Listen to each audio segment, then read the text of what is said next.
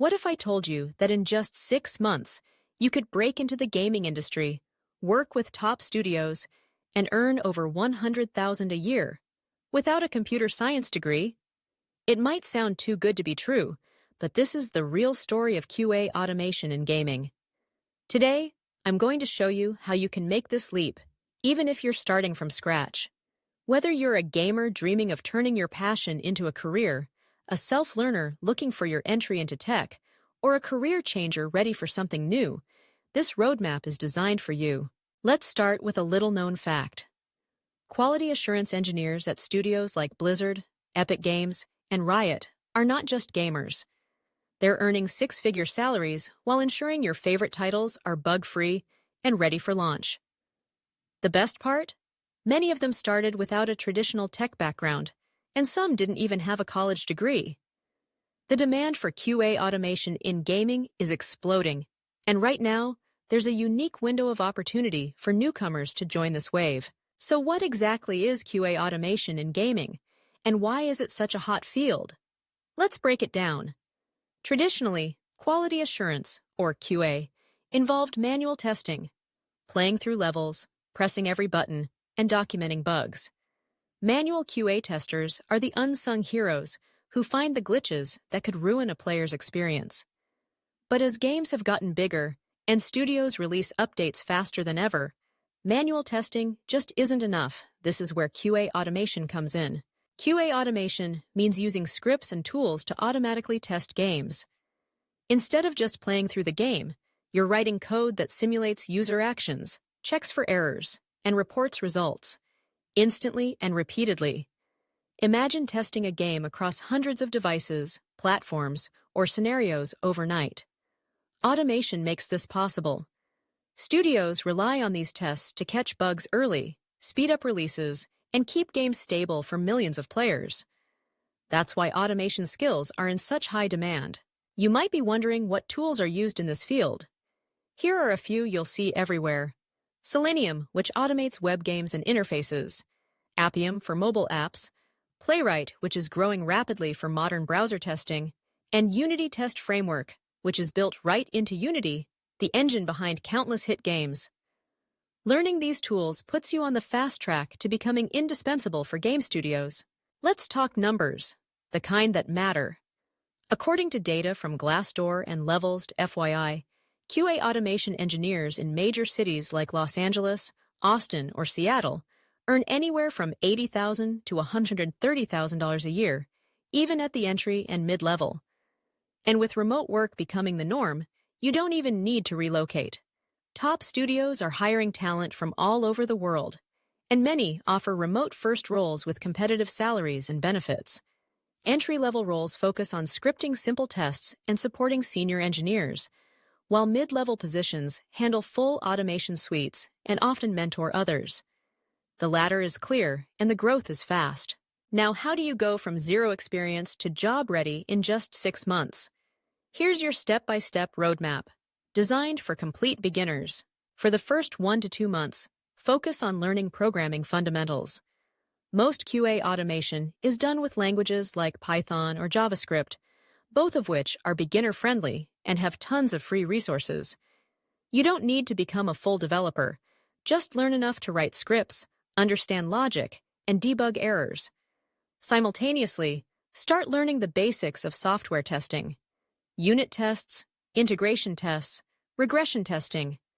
There are free courses and YouTube tutorials covering all these foundations.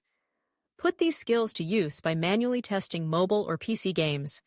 Download open betas, participate in public tests, and practice writing detailed bug reports. This hands-on experience will give you insight into common issues and workflows. By month 3 and 4, it's time to dive into QA automation tools. Pick one. Selenium or Playwright are great starting points. Follow beginner tutorials to set up your environment, and try automating simple test cases on sample games or demo projects. Don't worry if your first scripts are messy. The goal is to get comfortable with the tools. At this stage, start learning Git for version control and get familiar with basic CI/CD concepts using platforms like GitHub Actions or Jenkins. These are essential skills for modern QA teams, as they enable you to automate tests every time new code is pushed. In months 5 and 6, you'll focus on building your professional presence. Start a portfolio by contributing to open-source QA projects for indie games. Sites like itch.io, GitHub, and Unity forums are filled with small studios eager for help testing their games. Document your bug reports, share your automated test scripts, and write about your process. This portfolio will set you apart when applying for jobs.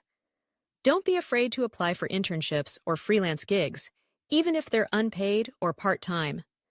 Real-world experience, no matter how small, makes a huge difference. And finally, start applying to QA automation roles at gaming studios. Use your portfolio as proof of your skills and passion. But how do you stand out in a competitive industry? The truth is, passion for games is your secret weapon. Studios want testers who understand gameplay, mechanics, and what makes games fun or frustrating. If you love games, let it shine. Participate in indie projects, join game jams as a tester, and engage with the community on platforms like Unity forums or Game Dev Stack Exchange. Highlight your bug reports and testing logic in your portfolio, and don't be afraid to showcase creative problem-solving. Remember, studios are looking for team members who care about the player's experience, not just technical skills. Certifications can help, but they aren't mandatory. The ISTQB certification is a popular option for those who want a formal credential, but most studios will hire based on your portfolio and practical skills. Instead, take advantage of free resources. Test Automation University offers beginner-friendly courses on all major tools. Coursera has QA paths you can audit for free. And game-specific testing communities are always sharing tips, sample projects, and job leads. The more you engage, the more you'll learn, and the faster you'll grow. Now, some final tips to keep you motivated. Everyone starts messy. You don't need to be perfect, and you don't need to know everything before you apply.